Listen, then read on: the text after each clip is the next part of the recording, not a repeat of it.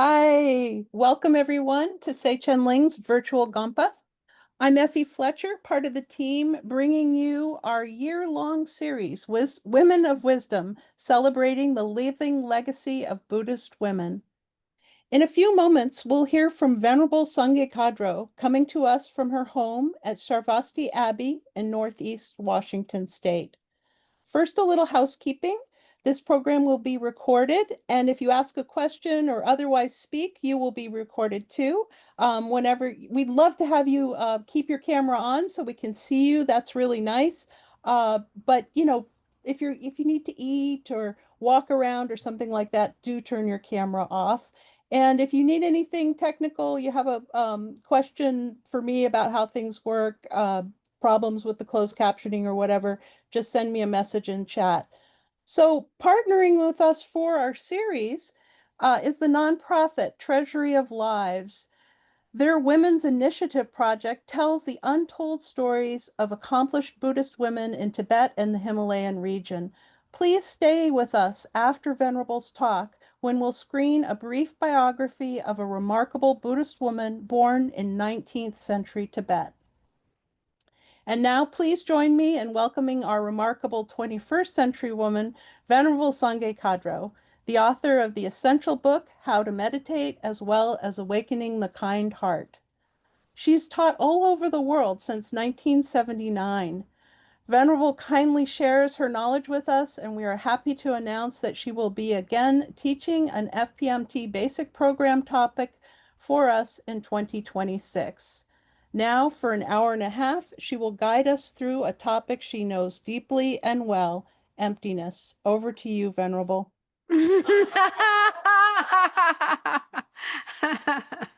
Well, thank you, Effie. But yeah, I'll talk more about how much I do understand emptiness as I go along. Okay, so I'm very happy to be here and to be giving this talk as part of this wonderful series. And so I thought that we would start by we'll start with a little bit of meditation and motivation, and then I'll talk for about an hour or so. We'll also do some meditation on the topic. Then there'll be time at the end for questions. If you have questions, I'll do my best to answer them. So, to get into the best state of mind for what we're doing here tonight, um, let's just take a few minutes to settle down. First, check your body and try to be in a conducive position, not slouching, but it's good to sit with your back straight if you can. But it's still important to be comfortable. So try to find a position that is both comfortable but also conducive for reflection, for meditation, for learning.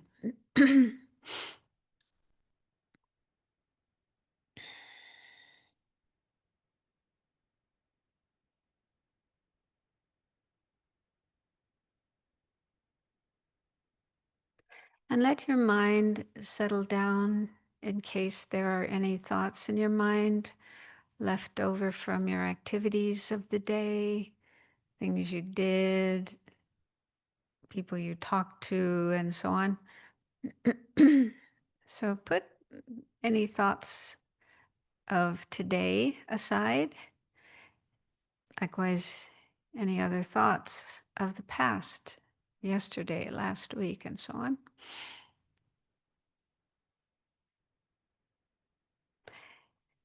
And do the same if there are any thoughts of the future, what you're going to do later, tonight, tomorrow, and so on. So just put aside all thoughts of the past and the future, other places, other projects, activities, so that your mind can just be with what we are doing right here, right now, in this session. And you might want to watch the breath flowing in and out, just with your mind observing the sensations as your breath is coming in and going out of your body. And so focusing on the breath, being aware of the breath is a helpful way of settling down in the present.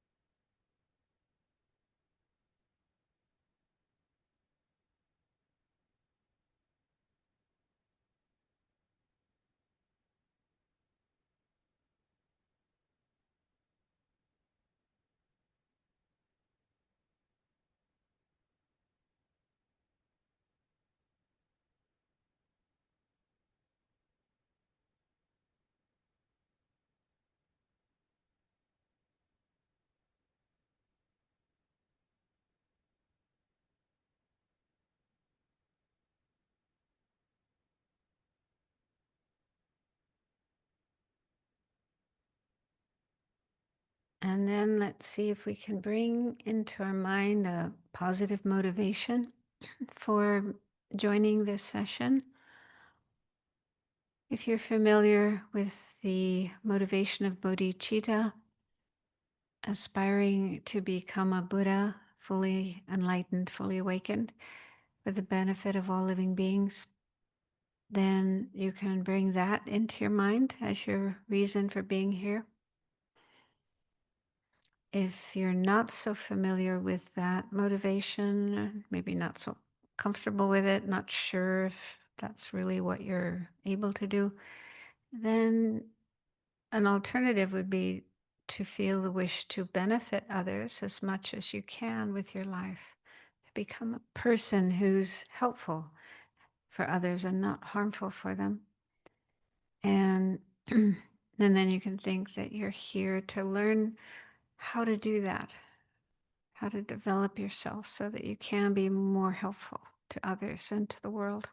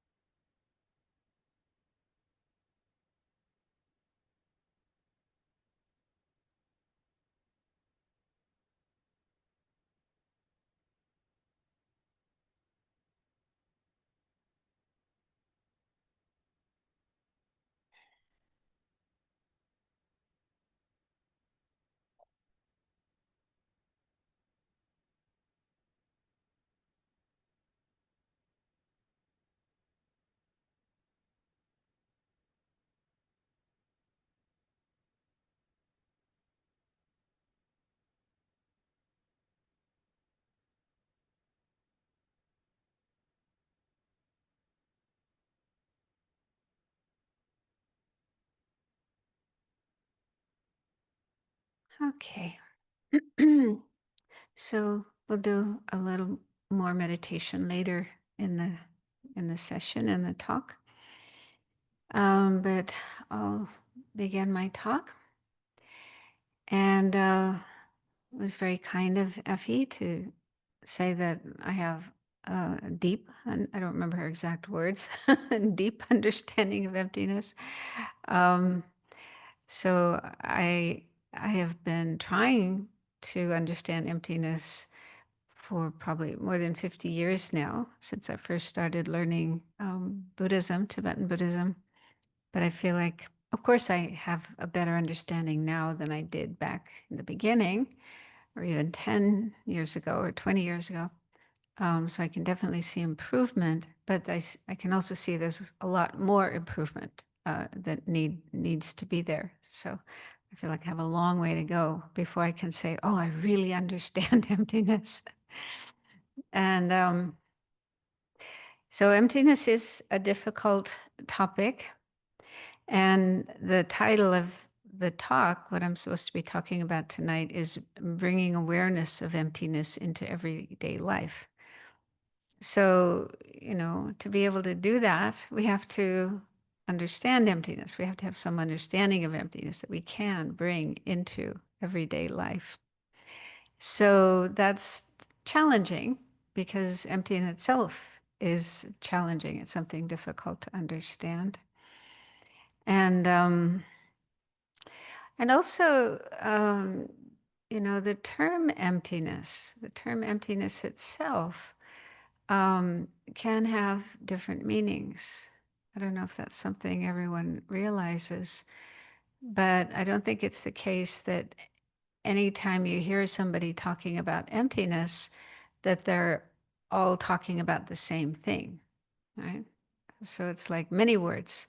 For example, the word vehicle, right? So a vehicle can be different things, from a tricycle. I guess you could say a tricycle is a vehicle, to a motorcycle, to a car, to an army tank. So there's lots of different kinds of vehicles, and that's just the ordinary use of the term vehicle. But in Buddhism, we also have that term. It's yana in Sanskrit, which is translated as vehicle, and so there it has the sense of a vehicle, a means for attaining a goal, like enlightenment. So even one word like vehicle can have different meanings, can refer to different things.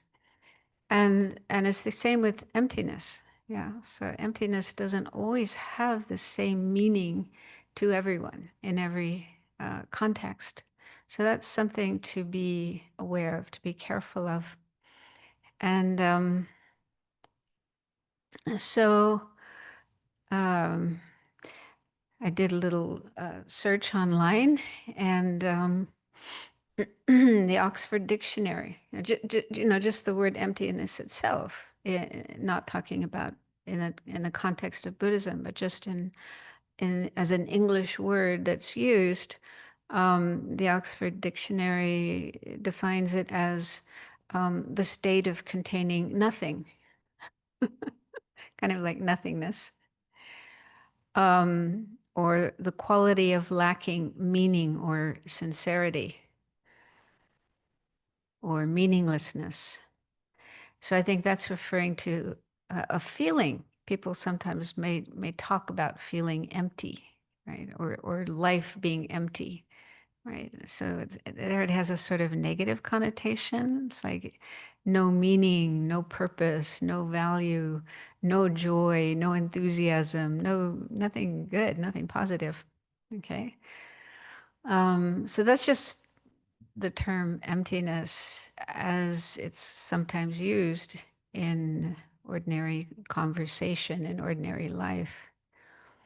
And then when it comes to philosophy, I haven't really studied much philosophy, but what I've heard is that in Western philosophy, some European philosophers, when trying to explain life and the world and everything, um, came up with ideas that are kind of similar to emptiness. I heard Jeffrey Hopkins talk about this. He was giving a lecture at a college in Southern California many years ago, and he'd been asked to talk about emptiness because he's considered a expert on emptiness. Wrote his PhD thesis on emptiness and other books as well on that topic. And so he was giving a talk about emptiness, and he mentioned that, some Western philosophers came up with concepts similar to the Buddhist view of emptiness. And I think, if I remember correctly, he mentioned Wittgenstein, one such philosopher.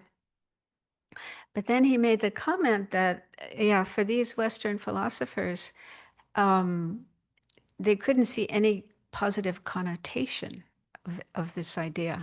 They saw it as completely negative, nothing positive, nothing good about it. And then he went on to talk about how, in the context of Buddhism, it's quite different. It is considered something very valuable, very important, very beneficial. Um, but anyway, the fact that it's not necessarily exclusive to Buddhism. At least similar ideas to emptiness are found outside of Buddhism as well, but probably not exactly the same as the way they're explained in Buddhism. And then when we come to Buddhism, even in Buddhism itself, the term emptiness doesn't always have the same meaning. Yeah. So there's different traditions of Buddhism, different schools of Buddhism, and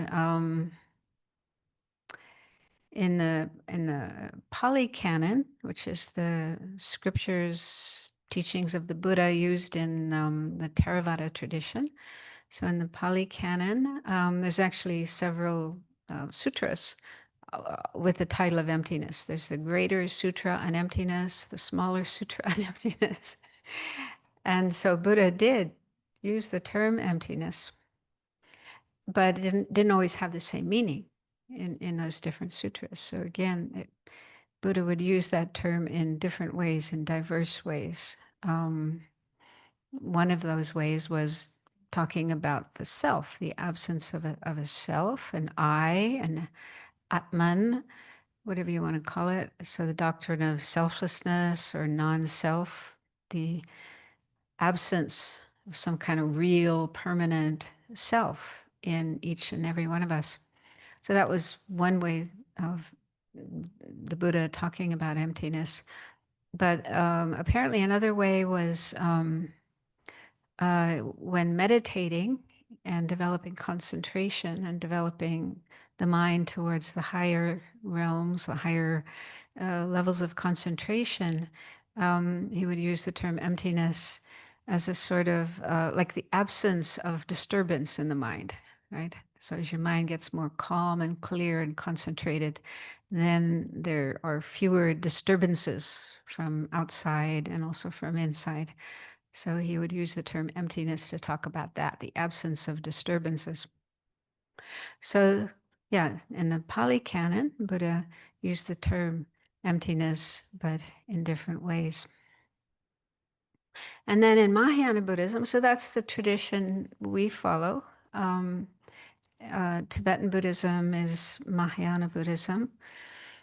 Mahayana Buddhism also is found in the Chinese tradition and in Japan, Korea, Vietnam, various Northern European countries. And so in Mahayana Buddhism, emptiness is a very important topic. But again, it has different meanings. Yeah. There are different Mahayana schools, traditions, tenet systems with their own way of explaining emptiness. So, for example, the Chittamatra school, the mind-only school, they use the term emptiness, but they have a sort of unique way of explaining it, which I'm not going to go into now, but you can look into that if you're interested. It's a bit complex. And then the Tibetans, I think, well, the Dalai Lama says all the Tibetan schools, the different schools of Tibetan Buddhism, consider the Madhyamaka school of philosophy to be the most correct, the most accurate when it comes to explaining how things exist. So they generally follow that school, Madhyamaka. But then Madhyamaka has two branches, two, two divisions. Well, actually three. There's two main branches, and then one of those has two branches. So there's different forms of Madhyamaka, and each of them would have their own way of explaining emptiness. So I'm not trying to make you confused. What I'm trying to point out here is that the term emptiness can mean different things in different contexts, okay? Even within Buddhism, even within Mahayana Buddhism, okay? So just be careful about that. And because if you don't realize that, then you may hear different people talking about emptiness, or you might read the term emptiness in different places. And if you think, oh, they're all talking about the same thing, right? They're all on the same page, you could get quite confused.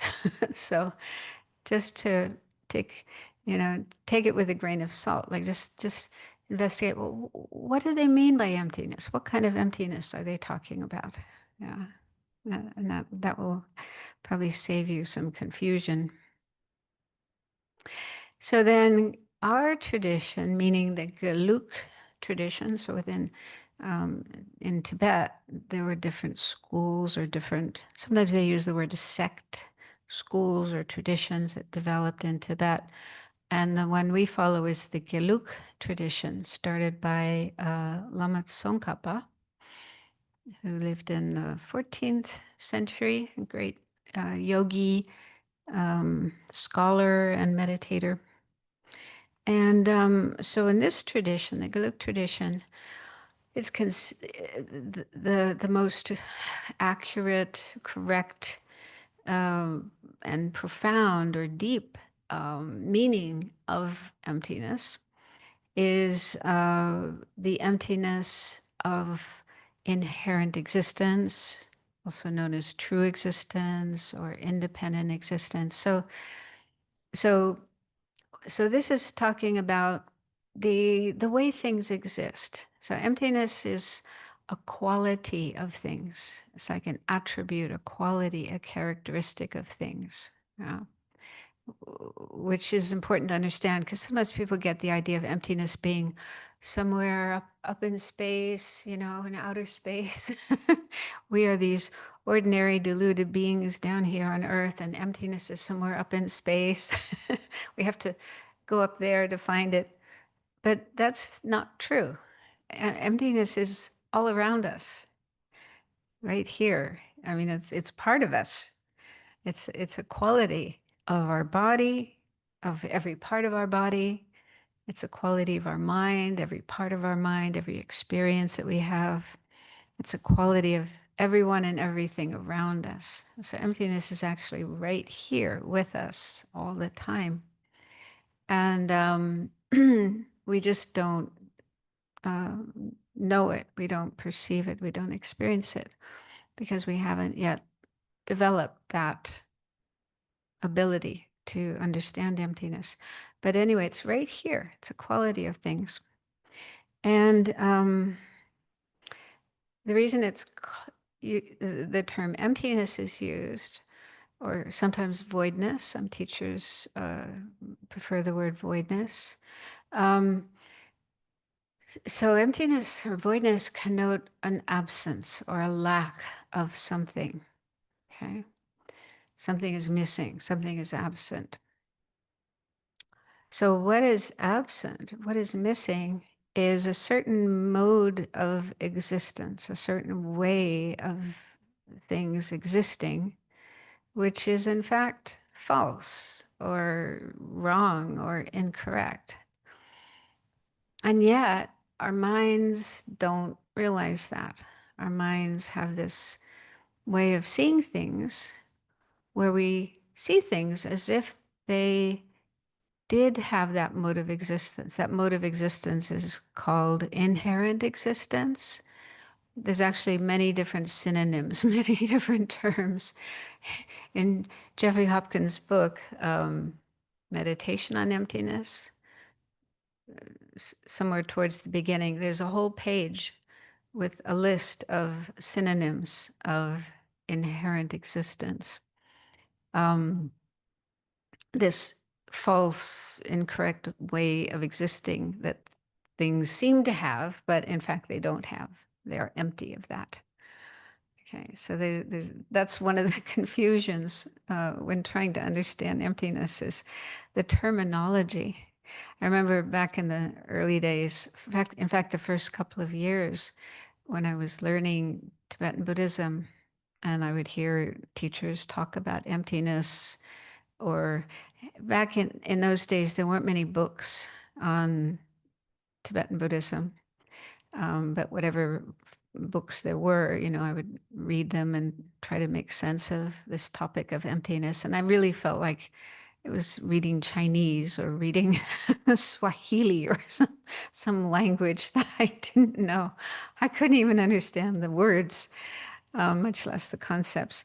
So there's all this sort of technical terminology that makes it even more difficult to make sense of this topic of emptiness.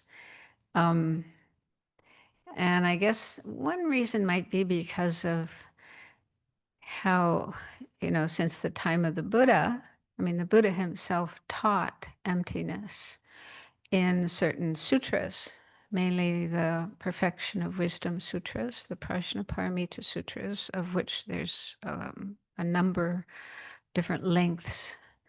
The longest one is 100,000 verses, and then there's shorter ones like 25,000 verses and 8,000 verses. And then the Heart Sutra, which is quite a popular sutra in Mahayana countries. So you've probably heard or read the Heart Sutra. So the Heart Sutra is also a Perfection of Wisdom sutra. It's one of the shortest. Apparently, there's an even shorter one, which is just one syllable, the syllable ah, which means not. It's like a negation, a negative word, not. So it's like not, not, not. But anyway, we usually read the Heart Sutra and study the Heart Sutra as a way to get a sense of emptiness. But yeah, if you have read the Heart Sutra or heard the Heart Sutra, you probably feel, what? What are they talking about? No nose? No nose? I don't have a nose, but I do have a nose. What's this?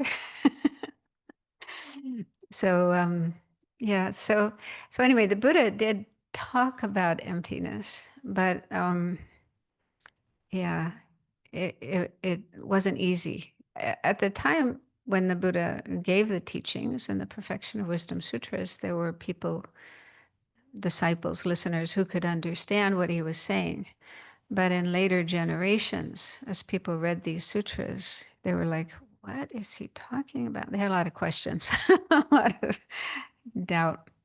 Then, so subsequently, various Indian masters explained the meaning, particularly Nagarjuna. Nagarjuna was a great Indian master who lived about 400 years after the Buddha. And he wrote numerous texts explaining the meaning of emptiness. But even Nagarjuna, if you've ever tried to read one of his texts, right? It's like, what is he talking about? Very difficult, very succinct, not so easy to understand. So then, following him, other masters wrote texts to explain, to pull out the meaning, to unravel the meaning of Nagarjuna, and so on. So various masters in India and then later in Tibet wrote texts to explain the meaning of emptiness for subsequent generations so that we could make sense of it. So anyway, these teachings started with the Buddha and then they were developed over time in India and then Tibet and continuing in the present day. So nowadays there are some books on the topic of emptiness that make it even more clear for contemporary audiences, such as the book Insight into Emptiness. That's a really good one. Khensur Jampa Tekchok, who gave teachings to people in California, land of medicine Buddha. He was living there for a couple of years and every Sunday gave a talk about emptiness. And one of his fortes was to make things really clear and, take some of this difficult terminology, this difficult language, and unravel it and expose it and make it clear so we could understand it. And then in the series Library of Wisdom and Compassion by the Dalai Lama and Venerable Chödrön, there are 3 volumes, 3 of those volumes on the topic of emptiness, volumes 7, 8, and 9. Yeah, so those are some books that you can read that I think make this topic more clear than trying to read Nagarjuna or trying to read the Perfection of Wisdom Sutras. Yeah. So as time goes on, more and more teachers and writers explain the topic of emptiness. But anyway, getting back to what it's all about. Um, so I was saying that emptiness is a quality of things, and it's said to be the actual way that everything exists, sort of like the true nature, the ultimate nature, or the absolute nature of everything that exists. So that includes everything that's part of us, our body, and all the parts of our body, our mind, all the parts of our mind, all the different experiences we have, and all the people and things we see around us. So, all the people, animals, other kinds of beings, and then all the things in the world, both in nature, like trees and mountains and rivers and oceans and the planets themselves, planets, stars, suns, moon. Um, so all the things in nature, and then all the things that are made by people, like buildings, houses, cars, computers, and so on. So everything that exists, from the tiniest particle of matter to the whole cosmos, and whether it's animate, inanimate, in samsara, beyond samsara, so even Buddha, even enlightenment. So even these things that are beyond samsara, we're aspiring for. So all of these things, everything has emptiness as its real nature, its true nature. And why should we care about this? This is important because what the Buddha taught, what the Buddha discovered and then taught, is that um, the the ignorance or lack of knowing emptiness is the main cause for our suffering, for our problems, for our existence within samsara, rather than being enlightened, being having attained liberation or enlightenment. So the whole reason we're in samsara, circling through these different experiences, being born, living, dying, and so on over and over again, and all the different problems we have. All of these problems, all the dukkha, the suffering of samsara, is rooted in ignorance about the true nature of things. And so, if we want to get out, which we should, we deserve to get out of this situation, we deserve to be free of suffering.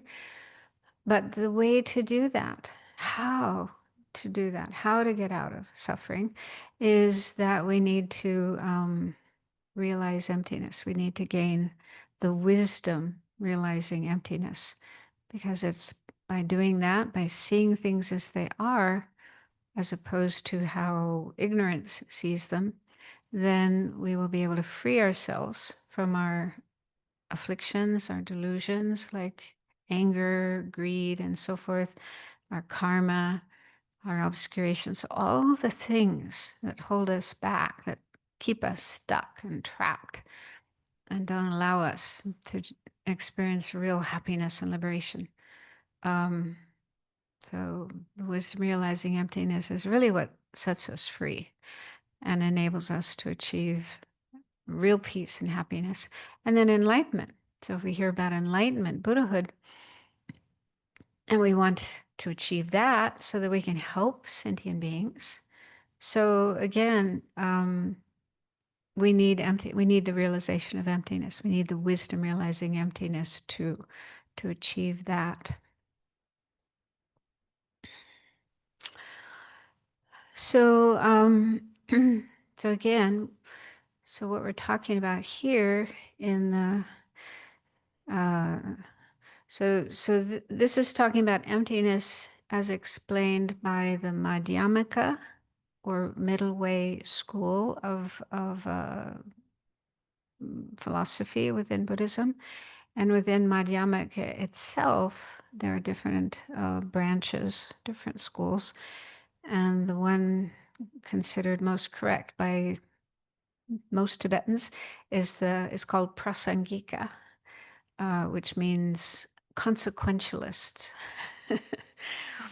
So some people prefer the Sanskrit term, Madhyamaka Prasangika.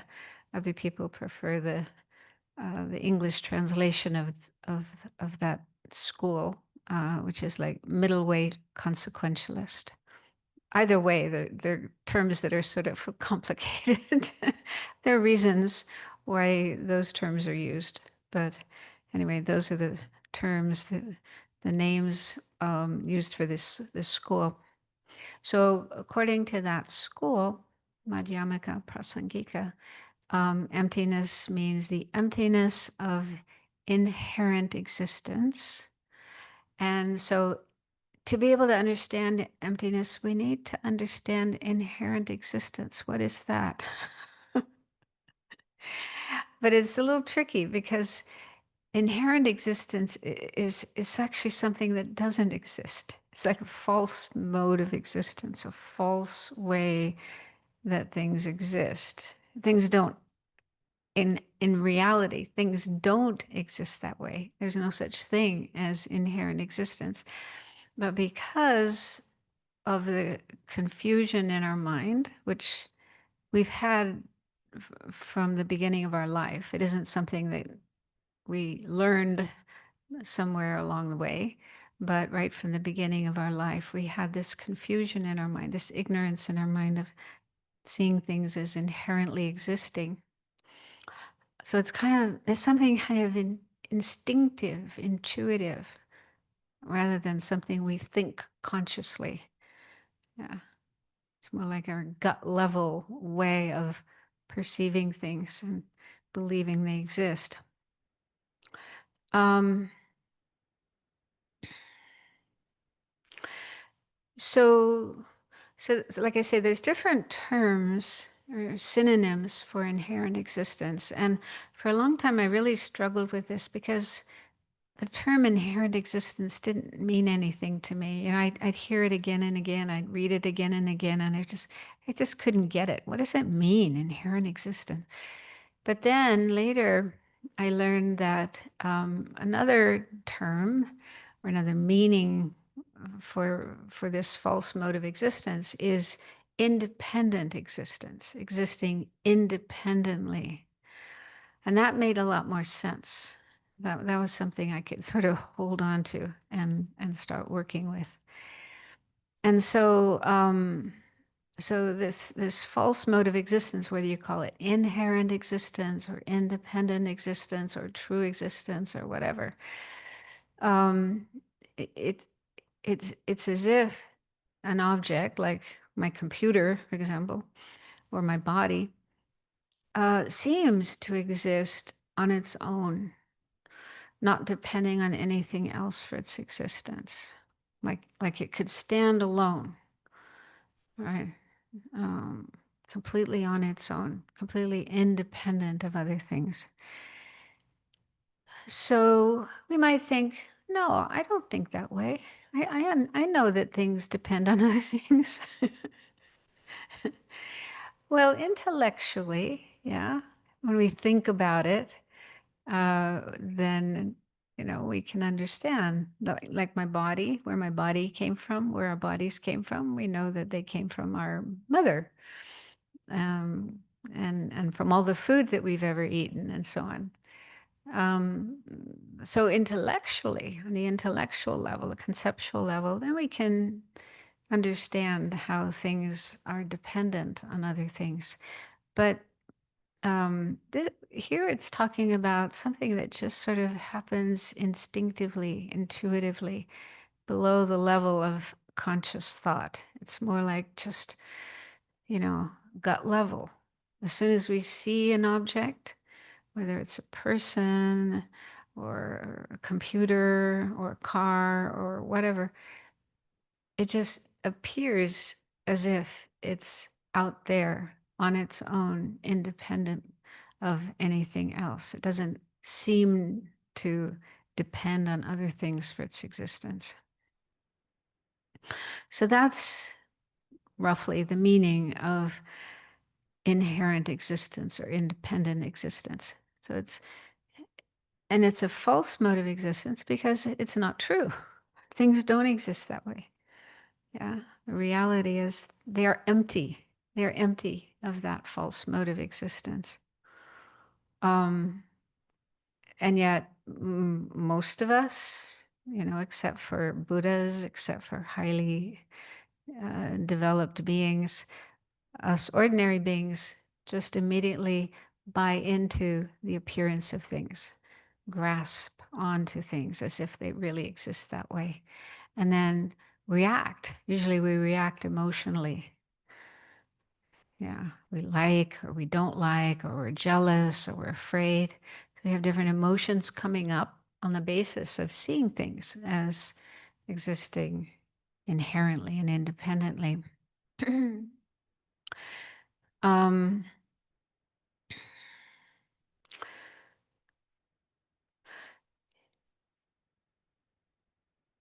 so I was thinking, because this is sort of kind of abstract, then it might be helpful to give an example. So I came up with this example. I don't know if it will help or not, but here it is.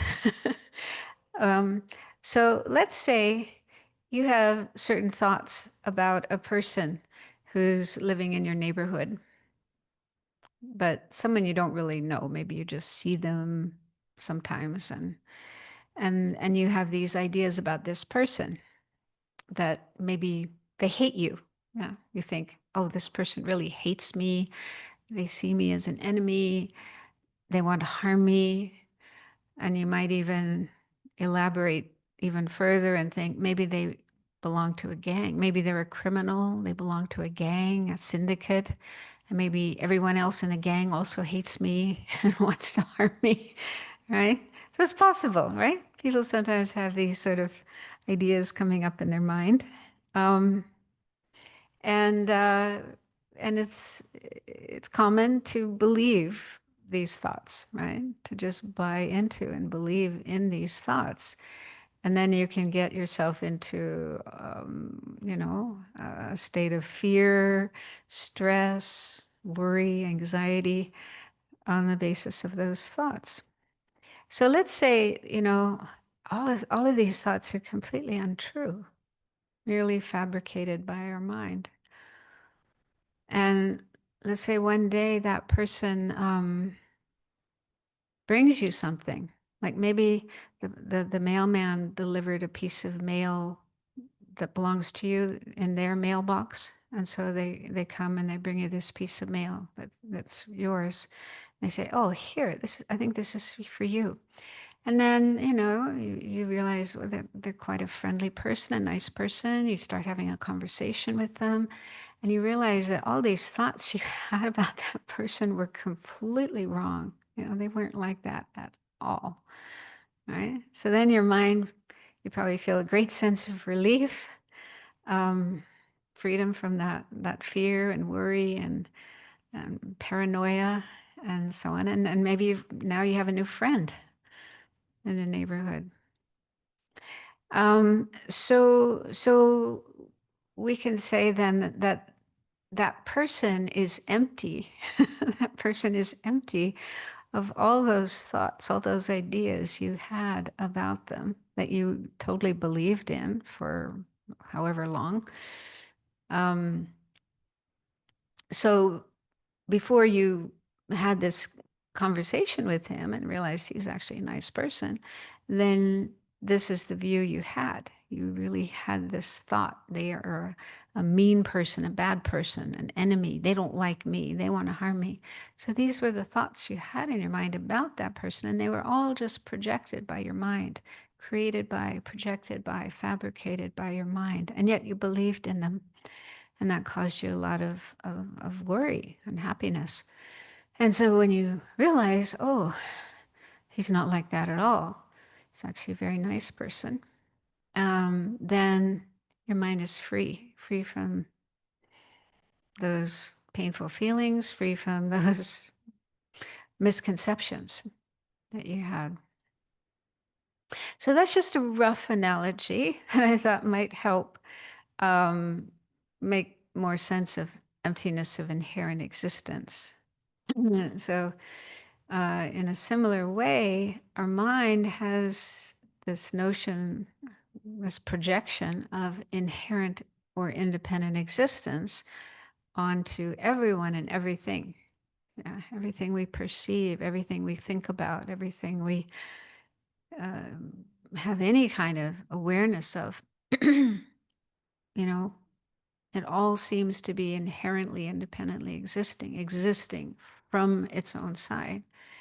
And according to the Buddha and the philosophers, the great masters of the Madhyamaka tradition, all those ideas are wrong.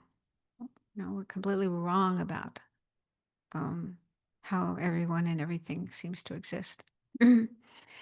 And but right now we don't realize that. We're still completely caught up in buying into, believing in, grasping at this false appearance of things. And a lot of people in the world don't even realize that they are ignorant. They are ignorant about being ignorant. Yeah, yeah. And they might even get upset if we try to suggest to them that they are ignorant. They don't want to know. Excuse me, I have a PhD. I am not ignorant. So they may feel offended and resistant to even questioning their way of thinking, their view of things. But I assume everyone who's here listening to this talk isn't like that, yeah, and you're willing to accept that you don't see things correctly. So it's something very subtle. Emptiness is something quite subtle, quite difficult to understand. And it's said that in order to understand emptiness, we need to go through different steps. We need to listen to teachings by reliable teachers. So we do have to find teachers who themselves have learned about emptiness from reliable teachers, going back to the Buddha. So the teachings on emptiness have gone from the Buddha down to our present teachers. So we have to make sure that we are following teachers of that tradition. And we also need to study on our own, reading, studying, asking questions if we don't understand something, discussing with others, meditating when we're at the point where we can start meditating on it. Then we also need to meditate. So there's a number of steps that we need to follow to gain at least an intellectual understanding of emptiness, because emptiness is something that we can't see with our eyes, we can't touch with our hands. It's not a physical phenomenon that we can know with any of our senses. We can only use our mental consciousness, sixth sense or sixth consciousness, mental consciousness. Um, and initially, the understanding we get of emptiness is going to be an intellectual one or conceptual one.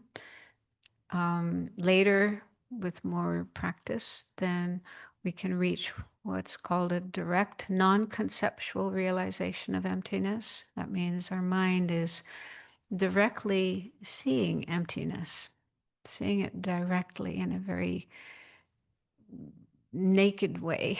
Yeah, just seeing emptiness with our mind. And that's the main kind of wisdom we need to develop. That's the one that will eliminate our other afflictions and our karma, the causes of all our suffering. So that's the main one we want to get. But we can't just immediately jump into that kind of experience.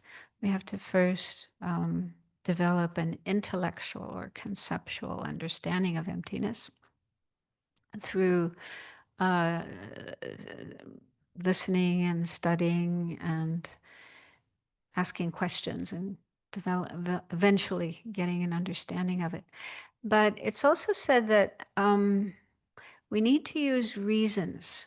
Okay, the actual way to understand emptiness is by way of some kind of reasoning process, which is why you've probably heard and seen in the Tibetan monasteries, the Tibetan monks and nuns, um, starting when they're really small, they learn debating.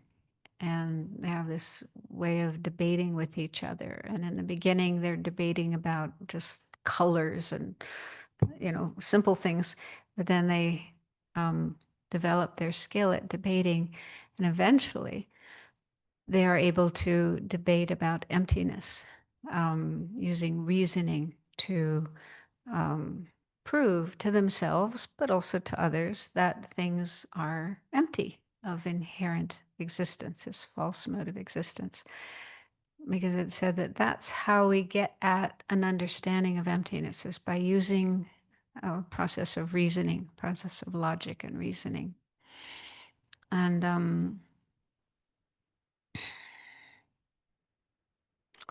it's said that there are a number of different reasonings that are effective for getting at an understanding of emptiness. But it said that the best reason, in fact, it's called the king of reasons or the monarch of reasons, is dependent arising or dependent origination. And so I got to talk a little bit about that, and then we can do some meditation on it. So dependent origination basically means that whatever exists depends on other things. Nothing is independent. There's nothing at all, anywhere in the universe, big, small, in samsara beyond, nothing that is independent, nothing that stands alone. And so if we can understand this, meditate on this, it enables us to understand that because everything is dependent on other things, nothing is independent, therefore everything is empty of independent or inherent existence. So it's like a key to realizing emptiness. It's like a route to getting a realization of emptiness.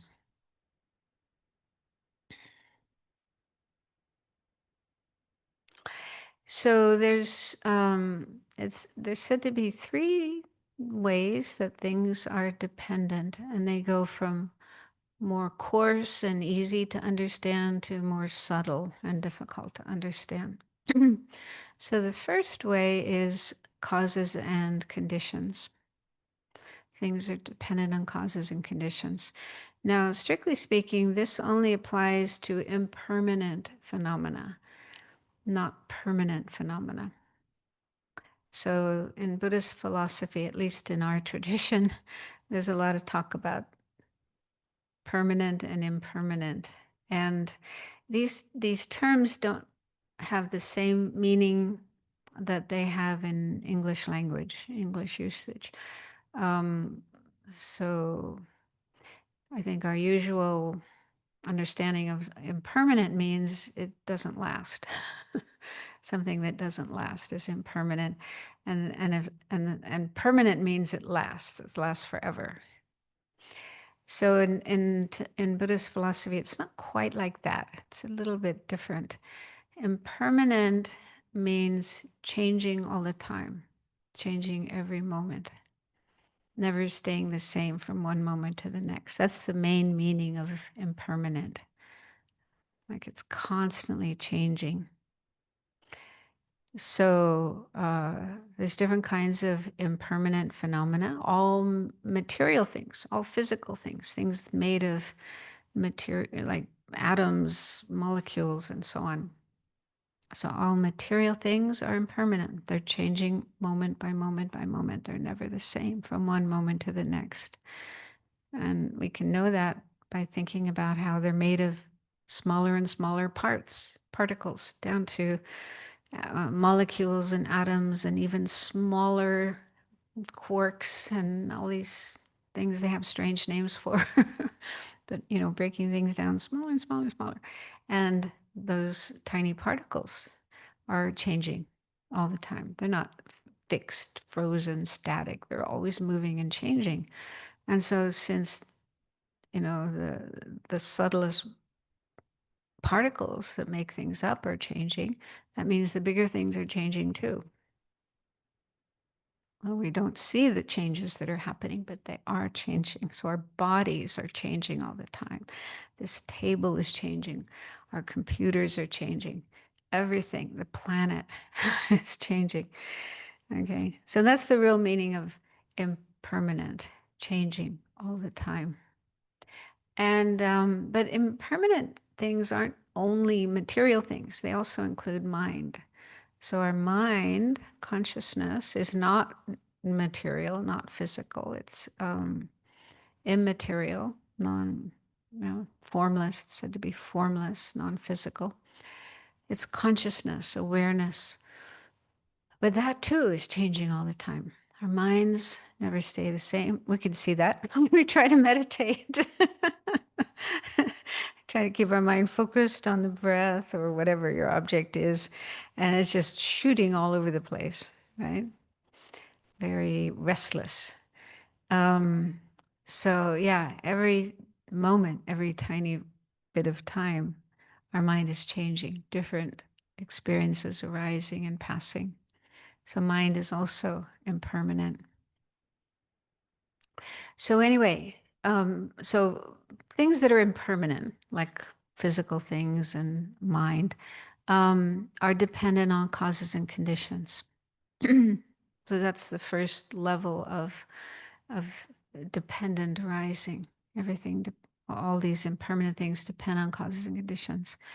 So that's not difficult to understand. For example, in nature, a lot of people like to garden, grow flowers, vegetables, and so on in the garden. So it's easy to see. You put a seed in the soil at the right time of year.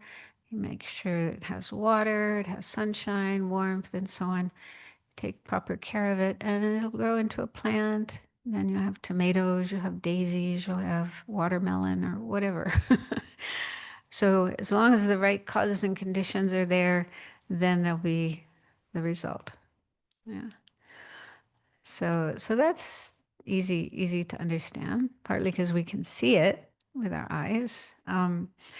We can't see our mind with our eyes, but we can watch our mind with our mind, using our mind, watching our mind. We can also observe how it's changing moment by moment. Doesn't stay the same. And so all of these things are dependent on causes and conditions, different factors. Causes, conditions affect things to give rise to them and also to make them change, to bring about changes in things.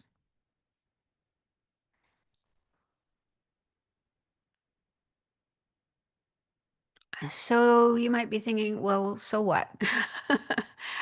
Is this what's the importance of this? Well, and this is where we can look at bringing emptiness into our everyday life. I, for me personally, one way of doing that, one way of bringing emptiness into everyday life, is to use this reasoning of dependent arising. Because I remember once, I was trying to remember when and where it happened, but with Khenso Jampa Tekchok, he was one of my teachers. I had the good fortune to learn from him over many years in different places and situations. And he often liked to talk about emptiness and dependent arising. And I remember him once saying that sometimes it's good to meditate on emptiness, for example, using the it's in the Lamrim, it's called the 4-point analysis. It's like kind of a 4-step method for meditating on the emptiness of mainly the I, mainly the self, to get a sense of the emptiness of the self. He said sometimes you can do that meditation, but at other times meditate on dependent arising, dependent origination. And I remember finding that really helpful, partly because my attempts to meditate on emptiness weren't very successful. I didn't get very far. I would always get stuck somewhere. Whereas dependent arising is something I could get my teeth into, something that wasn't so difficult. And it's a stepping stone. It's a process whereby we can gain an understanding, a realization of emptiness. and and then they also say in the teachings that when it comes to working with afflictions, like disturbing emotions like anger, attachment, and so on, there's lots of different tools or methods that can be used to work on these afflictive emotions. And they say the best one is emptiness. Meditate on emptiness. Well, again, that was difficult. I found that one hard to do. But I found that meditating on dependence, dependent origination, was helpful, was effective. And I'll give an example of that. um, so let's say there's a person that you feel afflicted about. You may feel either angry, averse, negative towards them, or you feel a lot of kind of desire, attachment, grasping towards them. So your mind is afflicted about that particular person, which is really uncomfortable, really unpleasant, really painful, right? And so there's lots of different tools and methods you can use to work with the affliction. But one way is to use dependent arising, how that person is dependent. So the way I would do it would be to think about how that person came into existence.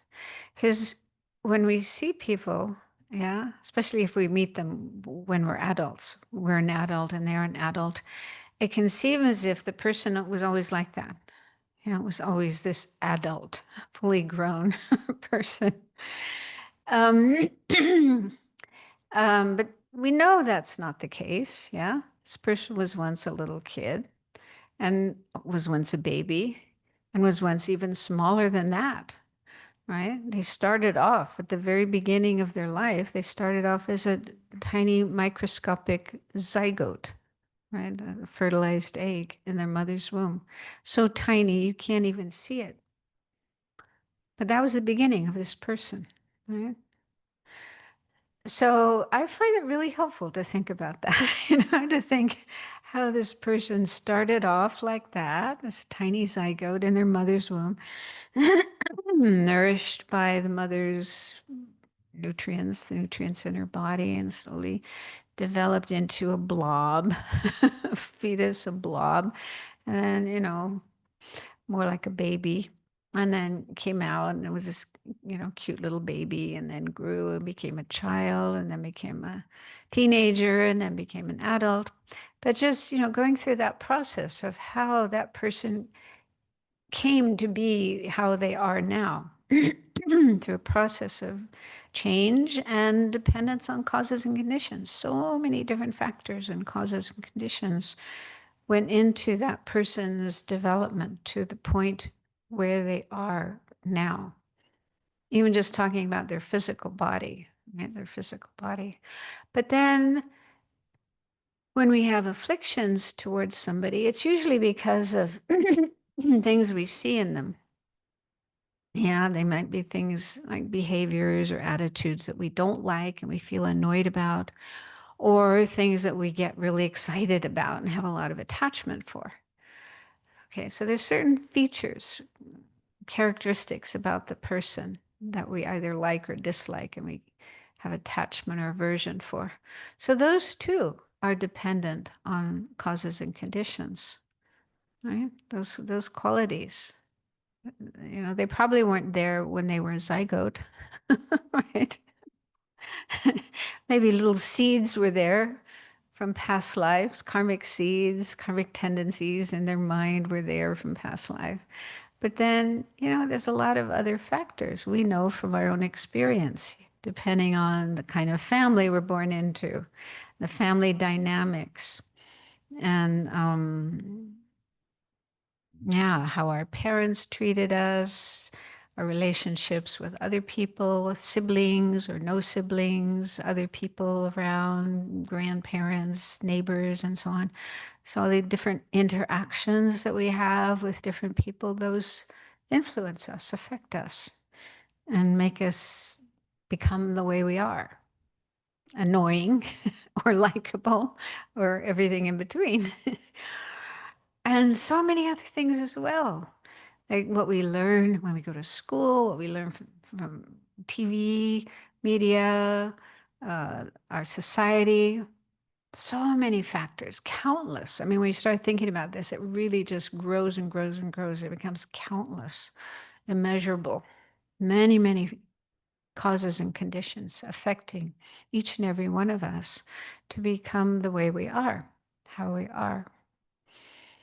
So thinking about that is very helpful as well. Whatever it is you like about the person or you don't like about the person is the result of so many different factors and causes and conditions that they don't have any control over, right? We don't choose our families and the different kinds of conditioning that we experience, the different kinds of interactions we have with people. It's not like we're in charge of all of this and making it all the way we want it to be. Mostly it's just happening to us. All these things just fall on us and happen to us. And so this is a really helpful way of dealing with afflictions. For example, in Shantideva's text, the guide to the Bodhisattva's way of life or engaging the Bodhisattva's deeds, right at the beginning of chapter 6, which is all about patience, how to overcome anger and be more patient with people. I don't remember the exact words, but he talks about just seeing how things are dependent on conditions.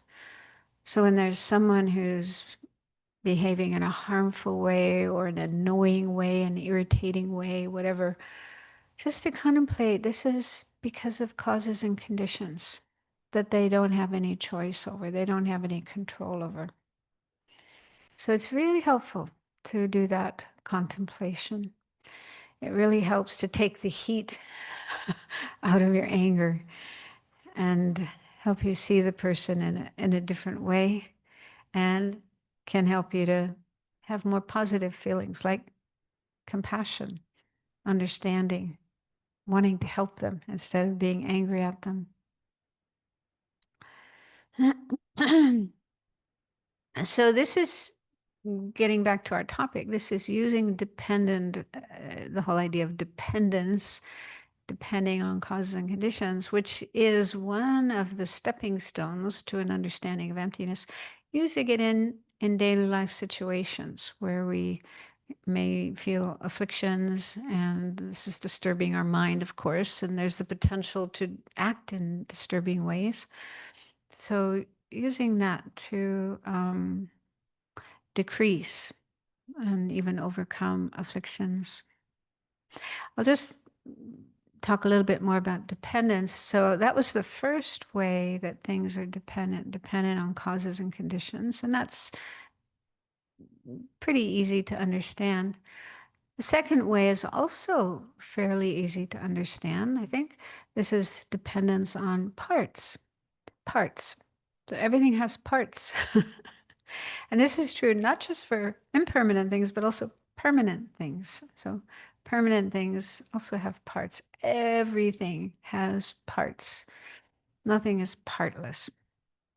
So this is helpful because when we see an object, whether it's a person or a car or a computer or whatever, it can seem as if it's just one whole, seamless, partless thing.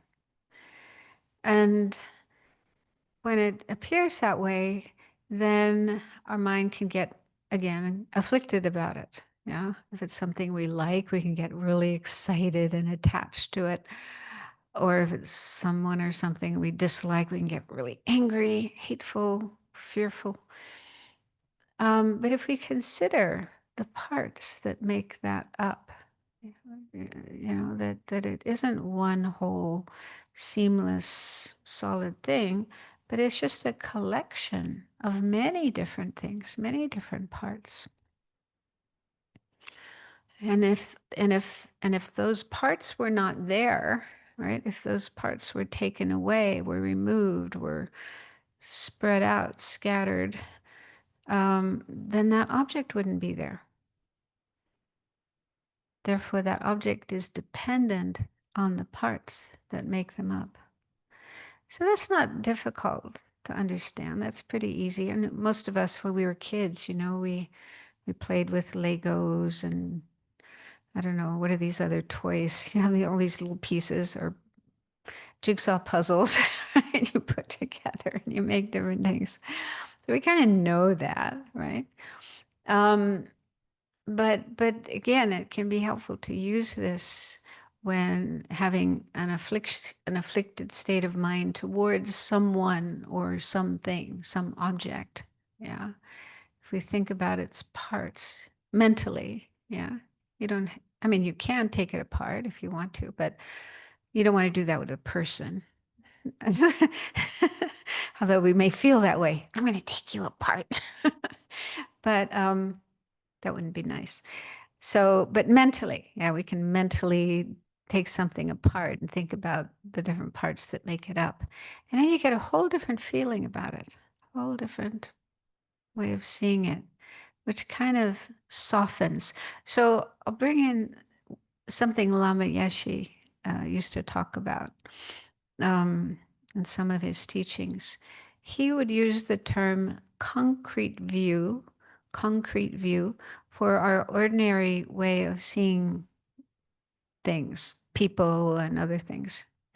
They seem concrete. So concrete is another way, kind of another term for this false, mistaken way of seeing things.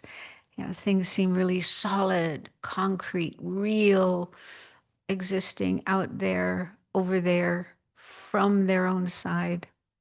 Yeah. Yeah. So they can seem very, very concrete. So he used that term, concrete view.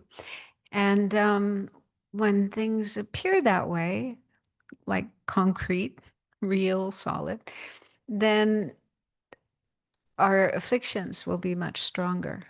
Yeah, our anger or attachment or whatever afflictions we have will be stronger towards that person or that object. So when we do these sort of contemplations, like thinking about um, how it's made of parts, yeah, just a collection of different parts, how it depends on factors, other factors, causes and conditions. So many different factors and causes and conditions go to make it up as it is. Then it has the effect of softening the concrete view. Things no longer seem so solid, concrete, real, yeah, inherently, independently existing. And then, I mean, this doesn't mean you have realized emptiness, but you're getting closer to it. It's going in that direction. And it has the immediate benefit of, it's kind of like pulling the rug out from under the afflictions. Your afflictions don't have anything to really hold on to anymore. Yeah, you're not seeing that person or that object in the same way as before. And so then they kind of either they fall away or they're just not as strong. Because you kind of realize, well, the person doesn't really exist that way. That object doesn't really exist the way I perceive it. So that really helps to cool down the afflictions, cool down the emotions. So I think this is a really helpful way of bringing some kind of understanding of emptiness, an initial understanding of emptiness um, into our daily life. So I thought instead of me just talking the whole time. Let's do a little meditation on this to get a taste of what I'm talking about.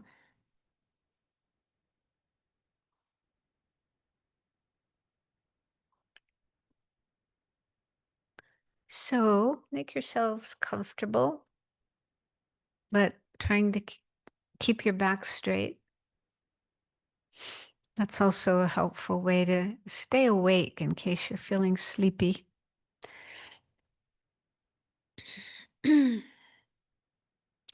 And if you are feeling sleepy, then it's also helpful to keep your eyes open a little bit rather than closed all the way. Just have your eyes looking down onto your lap or whatever is in front of you.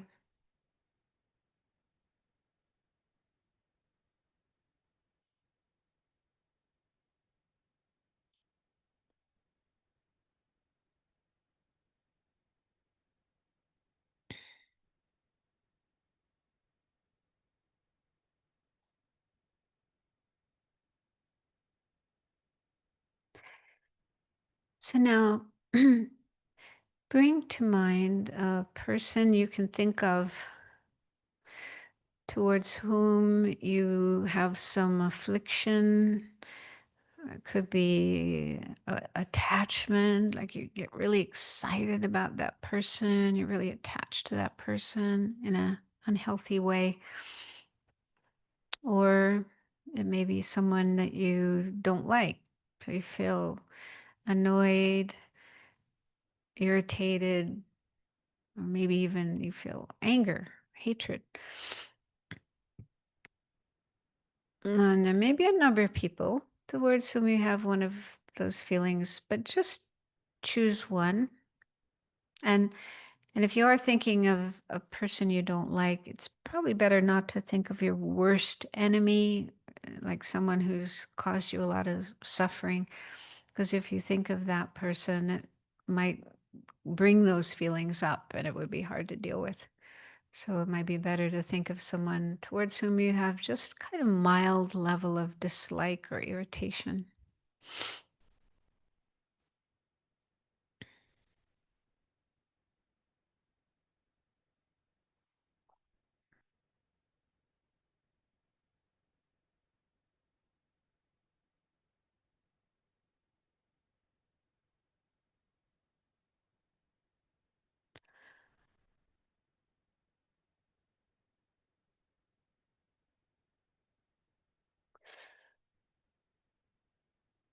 And once you've thought of such a person, don't go into the storyline, like why you like this person or why you don't like this person. So put that aside for now and see if you can just notice how this person appears to your mind. Does it seem as if they are really the way you see them? Like they really exist as someone wonderful, fantastic, or someone horrible or irritating from their own side, as opposed to that's just how my mind sees them. So try to detect if they seem to exist on their own, from their own side in that way.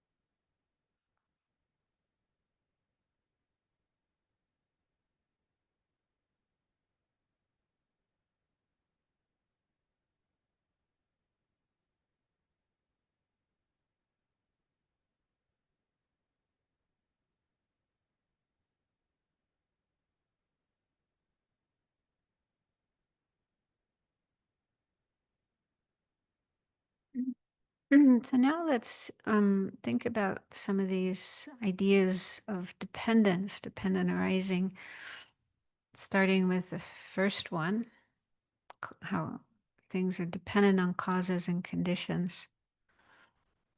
So just think about how this person came into existence. Like there was a time when this person didn't exist in this world, wasn't to be found anywhere. And then, because of causes and conditions, their mother and father meeting, deciding to have a child, or maybe it was an accident. But anyway, they came together and this person was conceived and started off as the tiny zygote in their mother's womb.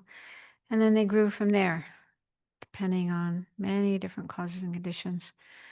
So just think about that briefly, that process of this person coming into existence from nothing, from nowhere.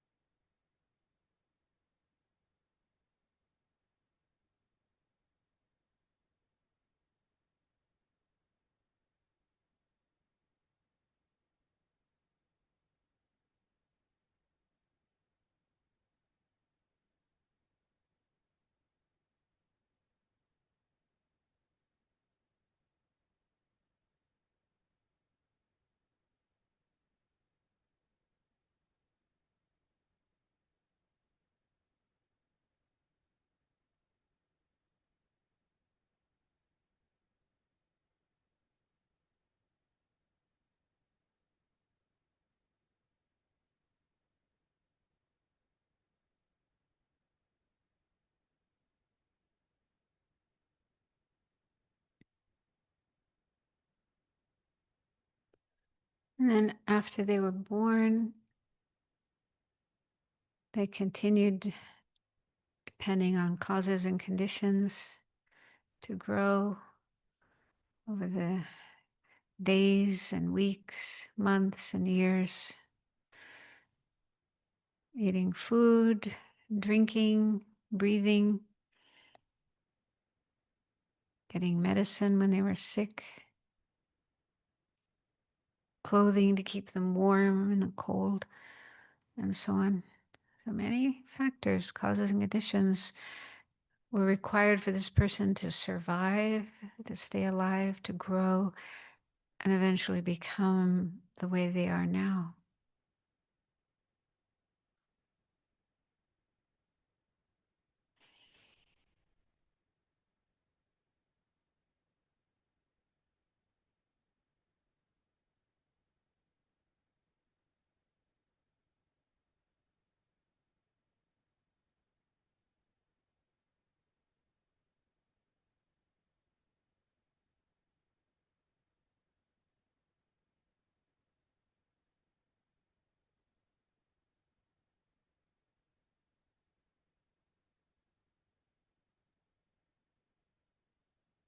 And then when it comes to the things you see in them that you either like or dislike and trigger your attachment or your aversion, those are also dependent on causes and conditions. From this life, their conditioning, their experiences, but also from past lives, karma, and tendencies in the mind brought from past lives. So if we think about this, we can find many, many factors and causes and conditions leading them to be the way they are now, the way we perceive them.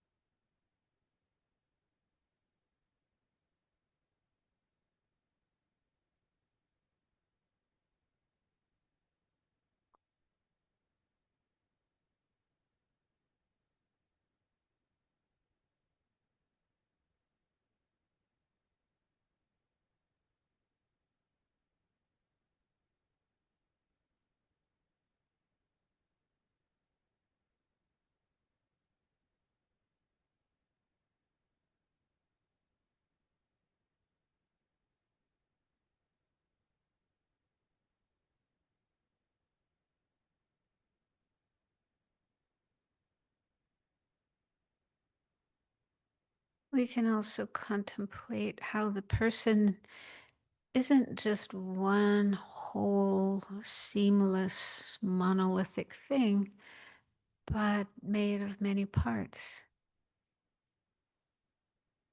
like physical parts, different parts of their body, different organs, bones, muscles, cells, atoms, and so on.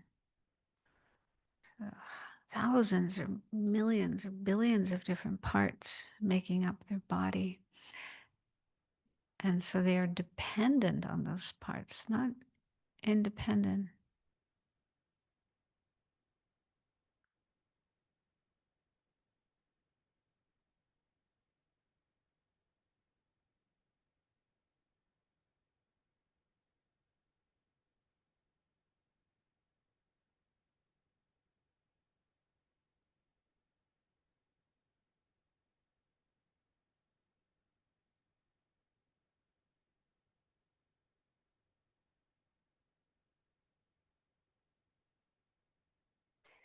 Their mind also has different parts, different thoughts, different emotions.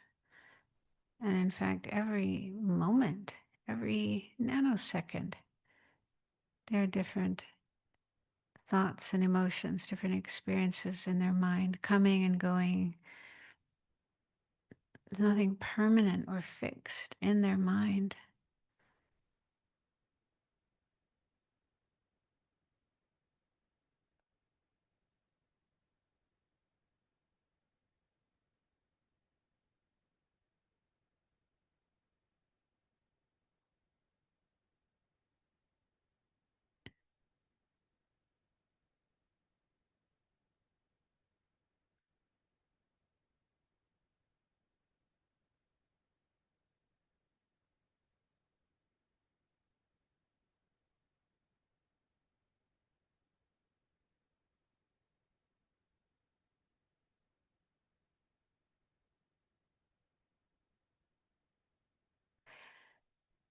So now, having thought about these different points with regard to that person, how they're dependent on other things like causes and conditions and parts, just check to see if there's been any change in the way the person appears to you, the way they seem to exist. Do they still seem so real, concrete, independently existing as they did in the beginning?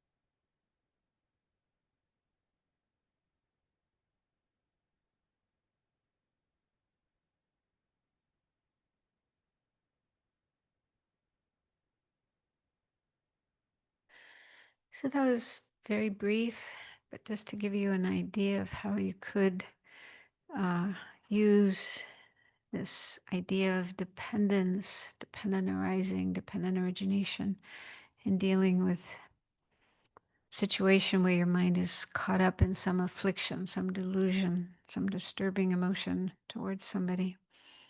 So I hope you will do it on your own, spending as much time as you need to get a feeling for it.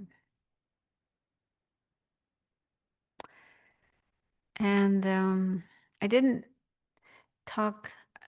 So in the beginning, I mentioned there's three ways that things are dependent, kind of three levels of dependence. I talked about the first two, dependent on causes and conditions and dependent on parts. So those two aren't so difficult to understand. The third one, I didn't talk about because it's more difficult to understand, but I'll just mention it. So the third way things are dependent is dependent on, sometimes it's called labeling, mental labeling, or mental designation, mental imputation. So different teachers and writers use different terms for it. Um, and this is difficult. This one is very subtle and difficult to understand. Um, but basically, what it means is, let's say, going back to the example we just did of thinking about a person that we either like or dislike, have attachment or aversion for. Um, so, this third way that the person exists dependently is that they are the actual way in which they exist is not independent coming from their own side, but they are merely labeled, merely designated through a process that involves mind, conceptual mind that thinks about and gives names or labels or designations to things. Then the name or label itself, whatever designation, like let's say it's a person named Tom or a person named Connie, right? So we usually have names for people. So we tend to think of a person as being that from their own side, like Tom or Connie is a real person existing from their own side, not remembering that that's just a name given usually by their parents, right? Nobody comes into the world with a kind of name on them. I am Tom, I am Connie, already named, already designated, already inherently like that. But the parents just think, oh, what should we call? Oh, it's a girl. Let's call her Connie. Oh, it's a boy. Let's call him Tom. Because they just choose a name that they happen to like. And then blam, that name gets stuck to that person, that child. And then, everyone starts thinking that's who they are. They are that, as if they are like that from their own side. They are Tom or Connie or whatever from their own side. So, giving a name or label to things. So, this is something we do to everything, not just people, but other objects. We always have names and labels for things. And we tend to think that, yeah, with an object like a car, for example, or a computer, yeah, we call it a car, we call it a computer, but it seems as if it's a car or a computer from its own side, from the side of the object. If that was true, if that really was the case, we would be able to search through the different parts, because remember, we already looked at how everything is made up of parts. So we should be able to search through all the different parts of that object and find something that is the car or the computer or Tom or Connie, right? Something there we can point to and say, that is the object. And this is a really interesting experiment to do. To mentally take that object apart and try to find something you can point to, which is that, what we call it, whatever we call that object. Can we point to something as being that name, that label, that designation? So I'll leave that up to you to, to try on your own. But if you do that well, you don't find anything. You don't find anything in those parts that is that object. So we say there's a collection of parts, what's called the basis of the name or the designation, just a collection of parts, none of which is the object that's named, Tom or Connie or car. None of those parts is that. But in relation to and dependence on that collection of parts, we give it a name. We call it car, computer, Tom, Connie, whatever. Yeah. So this one is very difficult. Yeah, we need to study, we need to think, we need to discuss, we need to meditate to get this one. And I still don't understand it. It's still very difficult. But this is said to be the most important one, the most difficult, but also the most important one that we need to understand to really understand emptiness and pull the rug out from under our ignorance and our afflictions. Because otherwise we continue thinking there's something real over there from the side of the object that becomes the target for our afflictions, for our attachment, our aversion, or even our ignorance.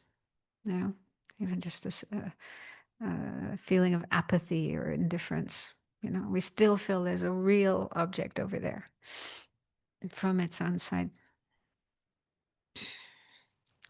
So maybe that's enough talk. There's more I could say, but I wanted to leave time for questions if there's any questions. Just one last thing before I stop. So, just a few kind of misunderstandings people sometimes have about emptiness, in case any of you haven't heard about these. One is to think that emptiness means nothingness, that it means things don't exist at all. That isn't the meaning. Okay, so when we talk about it, it can sound like that, especially since that word emptiness in the English language can be, you know, used synonymously with nothingness, like there's nothing there. So it's easy to fall into that view that emptiness means nothingness. I'm not here, you are not there, nothing is here. It's all empty, non-existent. That's wrong. That's a misunderstanding. And it's said to be a very dangerous misunderstanding to fall into, because if you think that way, if you really think that's the meaning of emptiness, then it can undermine our understanding of things like karma, cause and effect. Apparently, this happened to people in the past, so the texts are full of warnings about this. But it can also happen today. I've heard of some cases of this where people think emptiness means nothingness. And then it's like, well, then anything goes. You know, I can steal, I can lie, I can kill people because they don't really exist anyway. You know, and there's no karma anyway. So, so that's the danger, that you then uh, do actions that are non-virtuous, that are negative, and bring suffering. So we want to make sure we don't fall into that mistake. And in fact, they say that if you are getting an understanding of emptiness, and you think you have understood emptiness or you've realized emptiness, then you need to check how that understanding affects your view, your understanding of karma. If you are understanding emptiness correctly, as it should be understood, as it exists, it should support your understanding of karma. It should support your conviction in the law of cause and effect and not undermine it. So if it is undermining your ideas about karma and about the conventional existence of things, you need to check with a teacher. That's the best thing. Go back to your teacher and ask for help to understand it correctly. So, yeah, understanding of emptiness should support understanding of and conviction in karma rather than undermine it. There's no contradiction there. Yeah. And also, one other thing, they say that to get an understanding of emptiness, in addition to studying, listening to teachings, studying, and so on, We also need to work on our ngundro, or preliminary practices, for purification of negative karma, negative energy we carry from the past, and also accumulate merit, virtue, good karma, good energy. So those are like complementary practices to help our mind become in a better state, in a better situation, to be able to get the understanding of emptiness. So as long as there's a lot of negative energy there from the past, then that we won't be able to get the understanding of emptiness. So we need to purify, to clear that away. And we also need to nourish our good energy, make our mind strong and healthy with positive energy to be able to get the realization of emptiness. So those are complementary practices as well. Okay, so I'll stop there, and if anyone has any questions.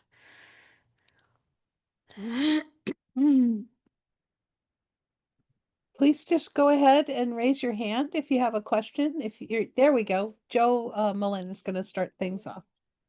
Hello. It isn't a question. Would it be okay if I shared some thoughts that have come from your talk? Mm-hmm. I'm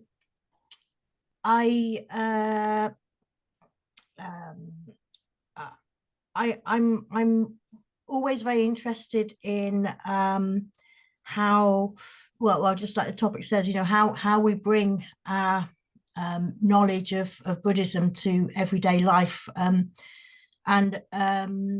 just like you've talked about a car as an example. Recently, I asked some people, they're mental health professionals, and I'm trying to explain to people how the model of diagnostics is really, it's subjective. There's nothing fixed or concrete about it.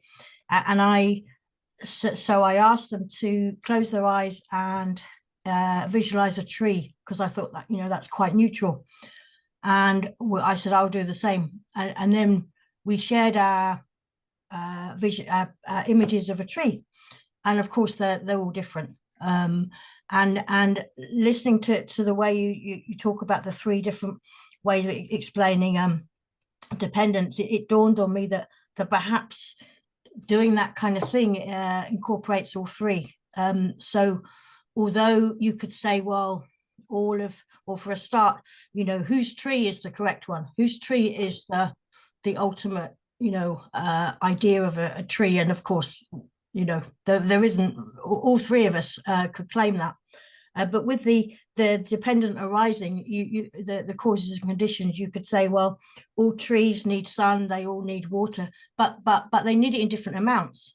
So there again, you can't just say, well, an oak tree is a tree, and then with the parts, of course, they as we know, you can't just take a leaf and say, well, this is the whole tree, and you can't, and the some trees have rough bark, some trees have smooth bark, and then of course, going back to the beginning, just because we say, well, that's a tree, it could be something we've walked past that day. It could be like the type of trees we've grown up around. So that's a bit long-winded, but I just wanted to share that to say that, and I think we're with them in a world where everybody claims that they have the truth, they have ownership of the truth.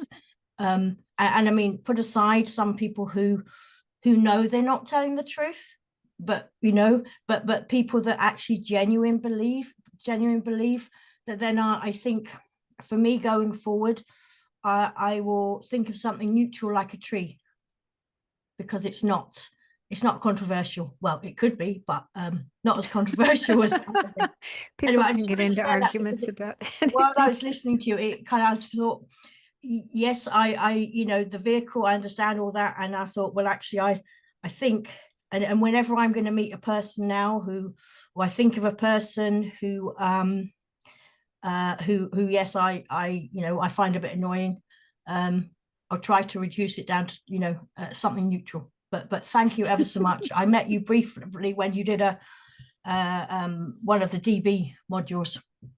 I can't remember what it was. It was recent, but they all blend into one, I'm afraid, for me. But thank you ever so much, and it's lovely to hear you teach again. Thank you. Thank you for sharing your comments.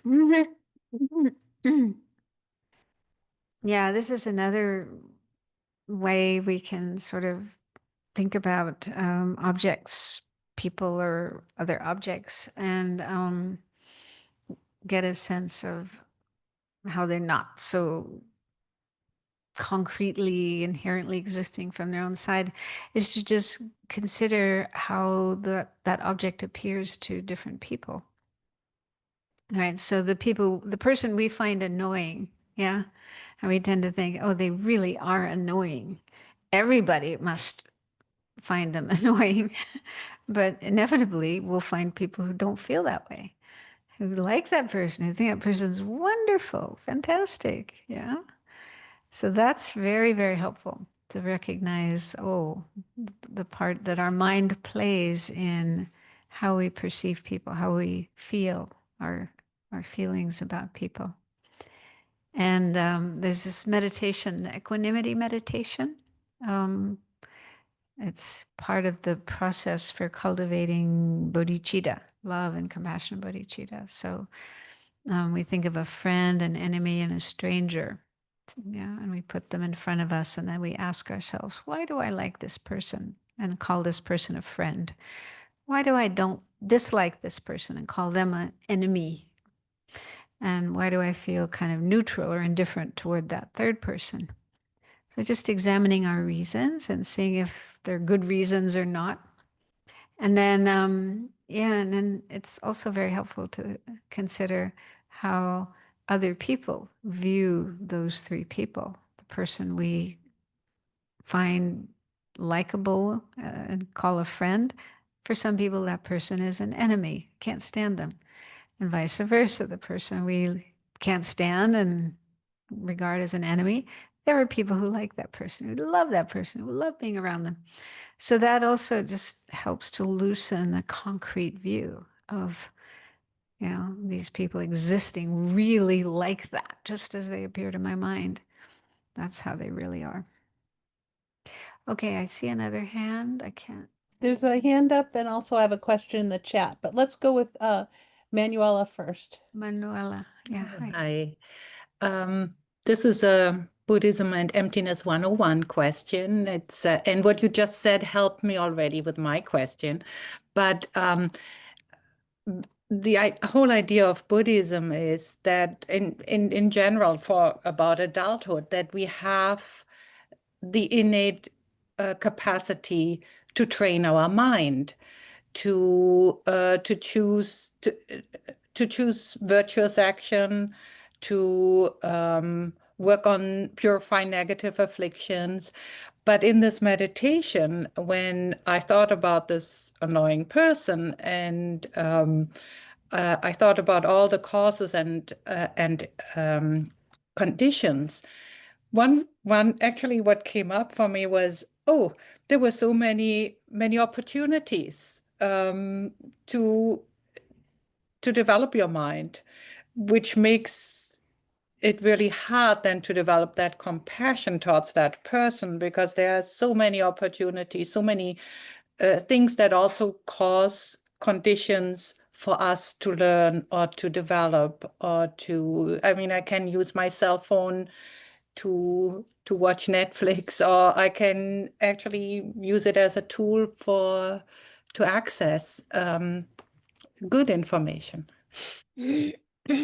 So you're saying when you were thinking about the person you didn't like, then you thought, why didn't you use all Right, these yes. causes and conditions to develop your mind? It didn't help me really to. I see. Well, to be able to use causes and conditions, we have to have other causes and conditions. Like we have to have someone teaching us and guiding us. Maybe this person didn't have any such wise, caring teacher to guide them to use their life, to use their situation in good ways. That's one factor. Another factor is karma and tendencies we bring from past lives, right? So if those are really strong, if we have really strong karma to go in a negative direction, then it's very difficult to turn away from that and go into a more positive direction. So sometimes people just get into the momentum of going in a negative direction, and then you just keep going in that direction. It's very hard to stop and change. So people are very much affected by their karma, their habitual tendencies, both from past life and also from this life. And so those are other factors that could explain why they didn't use their life, use their conditions to do better. So we try to, I guess, if we ever find our mind working in ways that undermine compassion and love and so on, and further support negative feelings like anger and annoyance and judgmentalness. We need to, we can find lots of reasons to feel angry and annoyed at people, to feel, aversion for people. But, what good does that do? Is that going to help us in our spiritual practice to have more of those kind of feelings? So I think, better to pull yourself back from those kinds of thoughts and use other thoughts, other ideas, other reasons that support feelings of compassion.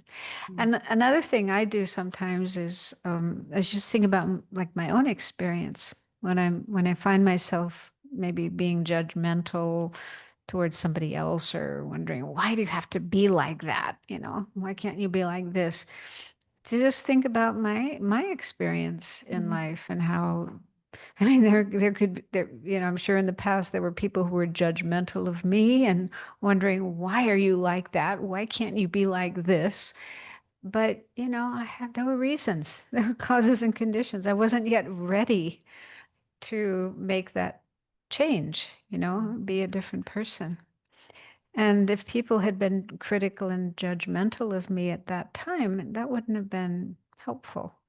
But if they had been kind and compassionate and patient and say, well, we believe in you, you have potential, we're going to support you and help you go in a more positive direction, that would have been helpful. Yeah. So just to think about the helpfulness of having a more compassionate, kind, patient attitude towards others, that's good for them, but it's also good for us.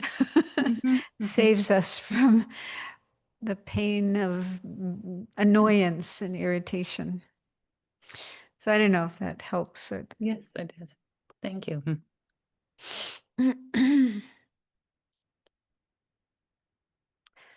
Effie, did you say you had something? Yeah. Actually, we have two more people that are with their cameras on. That are, let's do Louise, and then we'll end with Curdy, I think. Okay. Louise, yeah. I'll make it quick. It's about practicing the paramitas. For example, there's a homeless guy. I know you should keep in mind the emptiness of yourself, the action, and the recipient. There's a homeless, can you hear me? Okay. Yeah. There's a homeless person I pass by on the way to the post office a few times a week, and I give him $1 or $2. And but sometimes I don't think of all three conditions until I'm a block away, or can I dedicate the merit? And that doesn't go into the can I dedicate the merit by thinking of the emptiness later, at another time, to go into the power, into the wisdom, um merit, or Sure. it's kind of too late then. Yeah, I know it's hard to remember all these little details of practice. But yeah, if you can think about it afterwards, yeah, after the giving, then remember, oh yeah, there was no inherently existing I and so on. So I think it's still beneficial. And maybe you could try at least sometimes, like if you know you're going to pass that person on your, prepare yourself. I'm going to think this. And when I'm giving them the time, try to prepare yourself. So at least occasionally, if your mind isn't too occupied with other things, to remember those three.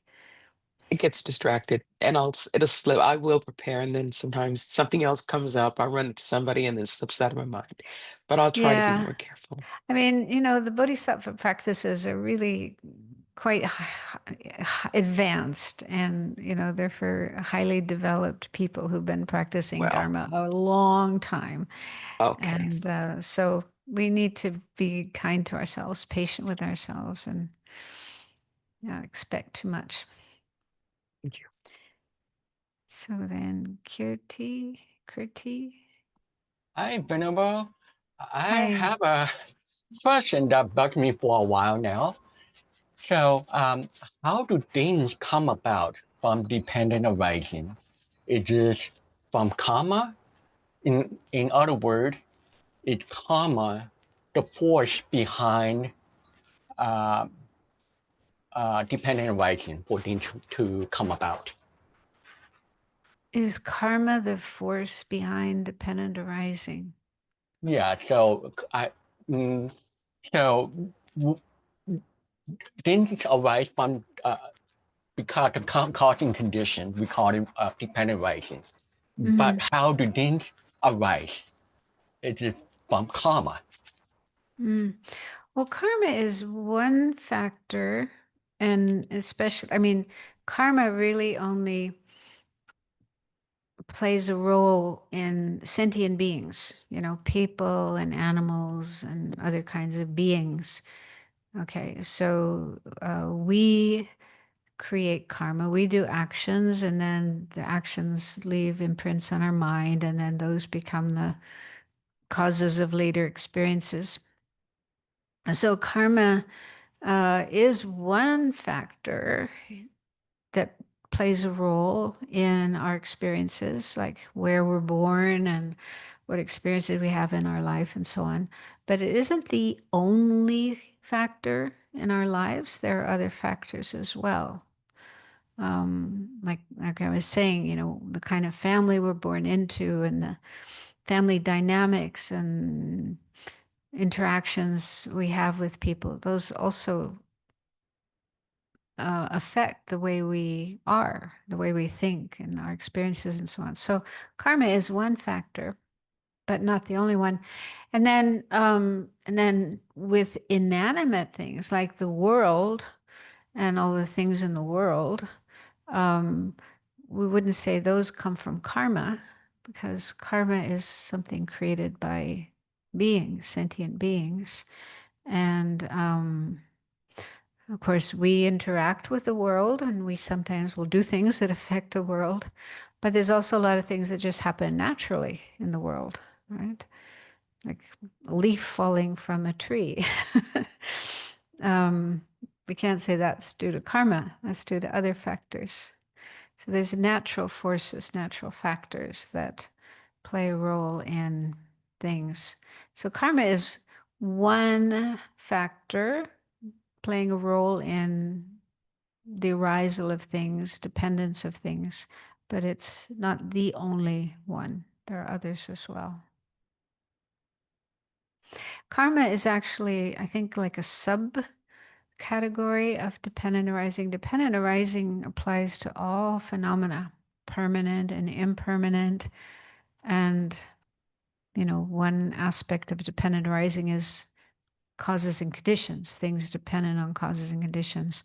So within that, we can say karma is one aspect of that. But it isn't the whole of dependent arising. Does that make sense? Yeah, thank you very much.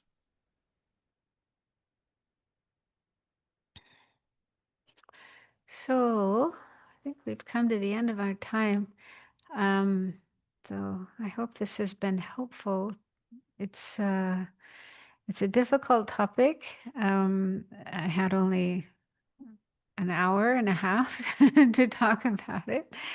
But I do encourage you to look into it more, to get teachings and read, study, discuss with Dharma friends. Think about it as much as you can to get an understanding of emptiness, and then find ways of bringing that into your life, especially to help with afflictive emotions, disturbing emotions. Try to soften the concrete view of things, as Lamia, she said. So I thought we would, rather than reciting dedication prayers, we can just do a mental dedication of the merit, the positive energy that we've created. We started off with a good motivation, an altruistic motivation, wanting to benefit others, wanting to benefit the world, wanting to become enlightened so that we can be of the greatest possible benefit. So we had a good motivation, a good intention for coming together and learning about emptiness, meditating on it. So we have definitely created merit, positive energy, which is the cause of happiness and spiritual growth. So let's share this merit with all other beings, with the wish, the prayer that it will bring them peace and happiness, freedom from suffering and the causes of suffering, and help them all change their minds so they can develop good qualities like love and compassion and wisdom understanding the true nature of things, so that they can get out of samsara as quickly as possible and get to enlightenment. So may this be the cause for all of us, all living beings, to reach enlightenment as quickly as possible. Thank you so much, Venerable Sangye Khadro, for spending this time with us. We really appreciate it. Now we're going to just take a quick look at a remarkable Buddhist woman from history. This is brought to you by our partner in the series, the Treasury of Lives, and we wanted to just tell you quickly about Damcho Somo. By most accounts, she had been unable to speak or hear since birth. She worked as a shepherdess on the estate of the local family. She was taught to read and write and communicated through gestures. She gave birth to 2 sons, quite famous sons, well-known sons, in fact. And then when the 13th Dalai Lama selected her son as the 9th Panchen Lama, the child was given lay vows, and on the same day, Damcho Somo took nun's vows. So that's it for us this evening. Thank you very much, everyone, for being here. Please check our website for future programs with Venerable Sangye Khadro, and also with other people speaking as part of our Women of Wisdom series. Thank you so much and good night.